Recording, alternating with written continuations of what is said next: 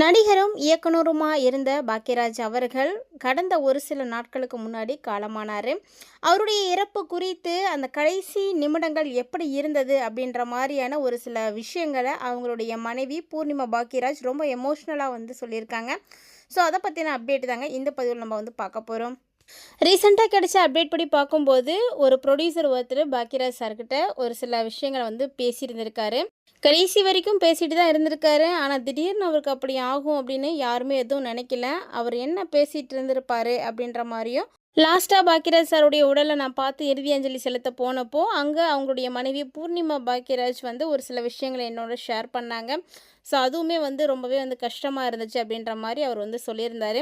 So அப்படி பூர்ணிமா என்ன சொல்லியிருப்பாங்க அப்படின்றத பார்க்கும்போது எல்லாருமே ரொம்ப சந்தோஷமாக வாழ்ந்துட்டு இருந்த குடும்பம் தான் பாக்யராஜோட குடும்பம். ஏன்னா அவர் எப்போதுமே ஃபேமிலி விஷயத்தில் ரொம்ப ரொம்ப கட் அண்ட் ரைட்டாக இருப்பார். எல்லாருமே அப்படி தான் இருப்பாங்க. இருந்தாலும் சூழ்நிலைகள் வேறு மாதிரி போகும்போது நிறைய பேருடைய விஷயங்கள் வேறு மாதிரி போயிடுது. ஆனால் இவர் பார்த்தீங்கன்னா யாருமே பேசிடக்கூடாது அப்படின்றதுல ரொம்ப கராராக இருந்தார். அதுக்கேற்ற மாதிரி ஃபேமிலியில் இருக்கக்கூடிய மெம்பர்ஸும் ரொம்பவே கோஆப்ரேட் பண்ணாங்க. அப்படி இருந்த சமயத்தில் திடீர்னு இந்த ஒரு விஷயம் நடந்துருச்சு அப்படின்னு எல்லாருமே ரொம்ப அதிர்ச்சியில் தான் இருக்காங்க. இன்னுமே பார்த்தீங்கன்னா மீளா துயரத்தில் தான் இருந்துகிட்ருக்காங்கன்னு சொல்லணும். அது உங்களுடைய குடும்பத்தார் ரொம்ப ரொம்ப கஷ்டப்பட்டுட்டு இருக்காங்க. ஸோ பூர்ணிமா பாக்யராஜ் அப்படி என்ன சொன்னாங்க அப்படின்னா, ஆஸ் யூஷுவல் எப்போதும் போல தான் நாங்கள் 2 பேருமே வாக்கிங் போவோம். காலையில் எழுந்த உடனே எப்படியுமே ரெகுலராக ஒரு 20 மினிட்ஸாவது நானும் அவரும் வாக்கிங் போவோம். அப்படி தான் அன்னைக்கும் நாங்கள் 2 பேரும் வாக்கிங் போனோம். ஒரு சில நேரங்களில் என்ன சொல்லுவாருன்னா, அவரால் முடியல அப்படின்னா, எனக்கு ரொம்ப டயர்டாக இருக்குது, நான் வீட்டுக்கு போகிறேன் அப்படின்னு சொல்லுவார்.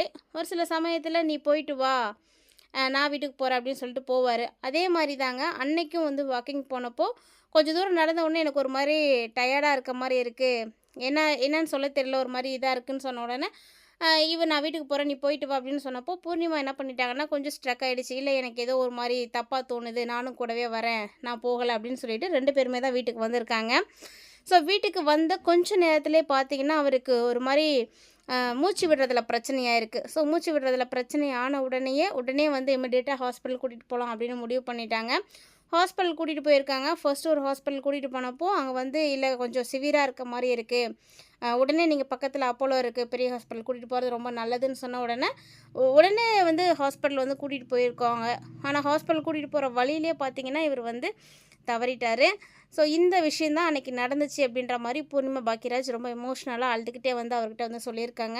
அது மட்டும் இல்லாமல் இதை என்னால் ஏற்றுக்கவே முடியல, ஜீர்ணிச்சிக்கவே முடியல. ஏன்னா 2 நாளைக்கு முன்னாடி கூட குஷ்பு மகளுடைய கல்யாணத்துக்கு கோவா போயிட்டு ரொம்ப சந்தோஷமாக சிரித்து பேசிக்கிட்டு எல்லாரோடையும் ஜோவியலாக இருந்துட்டு வந்தார். ஆனால் திடீர்னு இவருக்கு இப்படி ஆகும் அப்படின்னு யாருமே எதிர்பார்க்கல. அது மட்டும் இல்லாமல் இவர் இறக்கிறதுக்கு ஒரு முக்கியமான காரணம் என்னென்னா, அவருடைய குருவான பாரதிராஜா சார் இறந்தது தான். பாரதிராஜா சார் இறந்து ஒரு 17 நாள்லேயே இவர் பார்த்திங்கன்னா இறந்துட்டார். அவர் பாரதிராஜா சார் எப்போ இறந்தாரோ அப்போல இருந்தே இவருக்கும் அவருடைய நினப்பாகவே இருந்திருக்கு. ஏன்னா அவருடைய வாழ்க்கையில் ரொம்ப முக்கியமானவர் பாக்யராஜ்னு சொல்லலாம். பாக்யராஜ் சாருடைய வாழ்க்கைக்கு ரொம்ப முக்கியமான ஒரு வழிகாட்டியாக இருந்தவர் பாரதிராஜா சார். அதனால் அவர் இறந்த உடனே இவர் ரொம்பவே கஷ்டப்பட்டுட்டார். அவர் இறந்ததுலேருந்து அவரை நினச்சிக்கிட்டே அவர் சரியாக சாப்பிடாமல் தூங்காமல் அவரை பற்றின நினப்பிலே கொஞ்ச நாள் இருந்துட்டார். ஸோ அதனால் இவருடைய உடல்நலம் சீக்கிரமாக பாதிப்படைஞ்சிருக்கலாம். அது மட்டும் இல்லாமல் பாரதிராஜா சார் இறந்ததுமே ஒரு துக்கமான விஷயந்தான். அவர் என்ன பண்ணார், அவருடைய மகன் இறந்துட்டார், அந்த நினப்பிலே அவர் இருந்து அவரும் உயர விட்டுட்டார். அவராவது பார்த்தீங்கன்னா 1 வருட காலம் தாக்கு பிடிச்சிருந்தார். ஆனால் பாரதிராஜா சார் இறந்த அந்த விஷயத்தை கேட்டதுலேருந்து பாக்யராஜ் சாரால் தாங்கிக்கவே முடியல. 17 நாள்லேயே இந்த ஒரு துயர சம்பவம் நடந்துருச்சு. பாரதிராஜா சார் எடுத்து பார்த்தீங்கன்னா ஒரு 84 வயதில் தான் இறந்தார். ஆனால் பாக்யராஜ் சார் 73 வயதுலேயுமே நல்ல ஆக்டிவாக சுறுசுறுப்போடு இருந்தவர். அது வரைக்குமே திரைத்துறைக்கு நிறைய விஷயங்களை செய்துட்டு இருந்தவர். திடீர்னு இப்படி ஒரு விஷயத்தை அவருடைய வாழ்க்கையில் நடந்து போச்சு அப்படின்றத யாராலையும் ஏற்றுக்க முடியல. அது மட்டும் இல்லாமல் பூர்ணிமா அவங்களாம் ரொம்ப உடஞ்சி போயிருக்காங்க. இவங்க 2 பேருமே ரொம்ப கஷ்டத்தோடு இருக்கிறதுக்கு முக்கியமான காரணம் என்னென்னா, பூர்ணிமாவோ பாக்யராஜ் எப்போ 2 பேரும் திருமணம் பண்ணிக்கிட்டாங்களோ, அதாவது 1984 இருந்து இப்போது 2026 கிட்டத்தட்ட பார்த்தீங்கன்னா 42 இயர்ஸ் பார்த்தீங்கன்னா இவங்க ரொம்ப சந்தோஷமாக ஹாப்பியாக தான் வாழ்ந்திருக்காங்க. அவங்களுடைய வாழ்க்கை, அன்பு இது எல்லாமே ரொம்ப ஆழமாக இருந்திருக்கு. அவங்களுடைய காதல் பார்த்திங்கன்னா இன்னுமே ரொம்ப ஆழமாக இருந்திருக்கு. அவங்க எப்போ மேரேஜ் பண்ணிக்கிட்டாங்களோ அப்போலேருந்து எந்த ஒரு ஃபங்க்ஷனாக இருந்தாலும் 2 பேரும் சேர்ந்து தான் போயிருக்காங்க. அது நல்லதாக இருந்தாலும் சரி, கெட்டதாக இருந்தாலும் சரிங்க. ஸோ ஒருத்தரை விட்டுட்டு ஒருத்தர் போனதே கிடையாது. 2 பேரும் ஜோடியாக தான் எங்கேயுமே போவாங்களாம். அப்படி இருந்ததுனால திடீர்னு இந்த ஒரு விஷயத்தை அவங்களால ஏற்றுக்க முடியல. அதாவது குஷ்பு மகளுடைய திருமணத்துக்கு போகிறப்போ கூட ஒரு சில விஷயங்களானது நடந்திருக்கு. அதாவது உடம்பு முடியாமல் இருந்திருக்கு. பூர்ணிமா அவங்களுக்கு ரொம்ப முடியாமல் இருந்த மாதிரியும், சரி வேண்டாம் இங்கேயே இருங்க நான் மட்டும் போயிட்டு வரேன் அப்படின்ற மாதிரியும் பேசியிருக்காங்க. இருந்தாலுமே தனியாக போகிறதுல அவருக்கு விருப்பம் கிடையாது. லாஸ்ட் மினிட்ல இல்லை பரவாயில்ல வாங்க நம்ம எல்லாருமே சேர்ந்தே போகலாம் அப்படின்னு சொல்லிட்டு ஹஸ்பண்ட் அண்ட் ஒய்ஃப் 2 பேர் சேர்ந்து தான் போயிருக்காங்க. அங்கேயுமே ரொம்ப கைண்டாக எல்லாருக்கிட்டையும் வந்து நல்லபடியாக பேசியிருக்காரு, நல்லா சாப்பிட்ருக்காருங்க. ரொம்ப சந்தோஷமாக இருந்திருக்காரு. அந்த குஷ்பு மகளுடைய திருமணம் நடக்கும்போது கூட அவருக்கு அது ஒரு வருத்தம் மட்டும் இருந்துச்சு. எப்படி நம்மளுடைய மகளுக்கு நம்மளால் திருமணம் பண்ணி வைக்க முடியாமல் போயிடுச்சு அப்படின்ற அந்த கவலை இருந்திருக்கு. அந்த மேடையில் குஷ்புவும் சுந்தஸ்ரீயும் அவங்க மகளை வந்து இன்னொருத்தங்களை திருமணம் முடிச்சு வைக்கும்போது அந்த கலங்கின காட்சிகள்லாம் பார்த்தீங்கன்னா இவர் நல்லா பார்த்துருக்காரு. ஸோ இப்படி நம்மளால் ஒரு விஷயத்த செய்ய முடியாமல் போயிடுச்சு அப்படின்ற ஏக்கம் அவருக்கு அந்த இடத்துல இருந்திருக்கு. ஏன்னா பாக்கியராஜ் சாருடைய வாழ்க்கையில் ஒரு பெரிய விஷயம் நடந்தது அப்படின்னா அது சரண்யா மேம் பண்ணது தான். ஸோ சரண்யா என்ன பண்ணிட்டாங்க அப்படின்னா அப்பா பேச்சை மீறி அவங்க திருமணம் பண்ணிக்கிட்டாங்க. இருந்தாலும் எப்போ பேரக்குழந்தை பிறந்ததோ அதுக்கப்புறம் எல்லா கஷ்டத்தையும் சோகத்தையும் வருத்தத்தையும் மறந்துட்டு ஒன்று சேர்ந்து இருந்தார். ஆனாலுமே அவங்க செஞ்சது அந்த தவறு தானே, அதை யாராலையும் மாற்ற முடியாது இல்லையா? ஸோ பாக்கியராஜ் சார் முன்னாடி நம்ம ஏற்றுக்காமல் இருந்தாலுமே கூட பின்னாடி வந்து அக்செப்ட் பண்ணிக்கிட்டாரு. அதே மாதிரி தான் சாந்தனு வந்து லவ் மேரேஜ் தான். லவ் பண்ணுறேன் அப்படின்னு சொன்ன உடனேயே எந்த விதமான ரெஸ்ட்ரிக்ஷனுமே வந்து பாக்கியராஜ் சார் கொடுக்கல.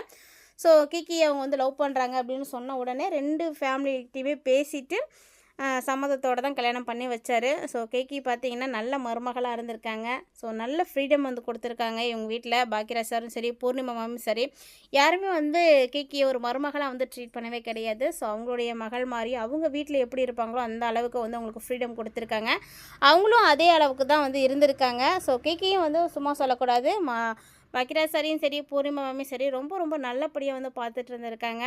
சாந்தனு அவங்க எப்படி தான் வந்து நல்ல லவபுளான ஒரு ஃபேமிலியில் தான் இருந்திருக்காங்க எல்லாருமே. ஸோ எங்கே போனாலும் சேர்ந்து போகிறது, எல்லோரும் எல்லா விஷயங்களையும் ஷேர் பண்ணிக்கிறது, இந்த மாதிரி இருந்துகிட்டு இருக்கக்கூடிய சூழ்நிலையில் அந்த குடும்பத்துக்கு ஒரு பேர் இழப்பாக திடீர்னு நடந்த இந்த ஒரு விஷயம் அதிர்ச்சி, இதிலேருந்து யாருமே இன்னும் மீள முடியலைங்க. ஏன்னா 73 வயது தான் ஆகுது பாக்கியராஜ் சார். அப்போவே வந்து இவருக்கு இந்த மாதிரி ஏற்பட்டுருச்சு அப்படின்னு பூர்ணிமா ரொம்பவே வந்து கவலையில் உடஞ்சி போயிருக்காங்க. ஸோ அவருடைய நினைவுகளால் இன்னும் சூழ்ந்து தான் இருக்காங்க. அவங்களால அவங்கள வந்து மாற்றிக்கிறது அப்படிங்கிறது அவ்வளோ சாதாரண விஷயம் கிடையாது. இருந்தாலும் கடவுள் அதற்கான மனபலத்தை வந்து கொடுக்கணும், தைரியத்தை கொடுக்கணும் அப்படின்னு எல்லாருமே வந்து வேண்டிக்கோங்க. ஸோ ஒரு நல்ல துணை கூடவே இருந்தவங்க திடீர்னு வந்து பிரியிறாங்க அப்படின்னா அது அவ்வளோ சீக்கிரம் வந்து அக்செப்ட் பண்ண முடியாது தான். அது எவ்வளோ கஷ்டமாக இருக்கும் அப்படின்றத நம்ம பேசுகிறவங்களாலேயோ கேட்குறவங்களாலேயோ அதை வந்து ஃபீல் பண்ண முடியாது. இந்த விஷயம் எல்லாத்துக்குமே காலம்தான் வந்து நல்ல பதில் சொல்லணும். ஸோ காலம் வந்து எல்லாத்தையும் வந்து மாற்றும் அப்படின்றதுனால சாந்தனமும் அப்பாவுடைய ஆசைப்படி கண்டிப்பாக திரைத்துறையில் நல்ல ஒரு முன்னேற்றம் அடையணும் அப்படின்னு எல்லாருமே எதிர்பார்த்துட்ருக்காங்க. ஸோ பொறுத்திருந்து பார்க்கலாம் என்னெல்லாம் வந்து நடக்க போகுது அடுத்தடுத்து அப்படின்றத. மேலும் பூர்ணிமா பாக்கியராஜ் அவங்கள யாருக்கெல்லாம் ரொம்ப பிடிக்குமோ மறக்காம வீடியோக்கு ஒரு லைக் பண்ணிக்கோங்க. இந்த மாதிரியான அப்டேட்ஸ்லாம் நீங்கள் உடனுக்குடன் தெரிஞ்சுக்கிறதுக்கு நம்ம சேனலை சப்ஸ்கிரைப் பண்ணிவிட்டு ஃபாலோ பண்ணிக்கோங்க.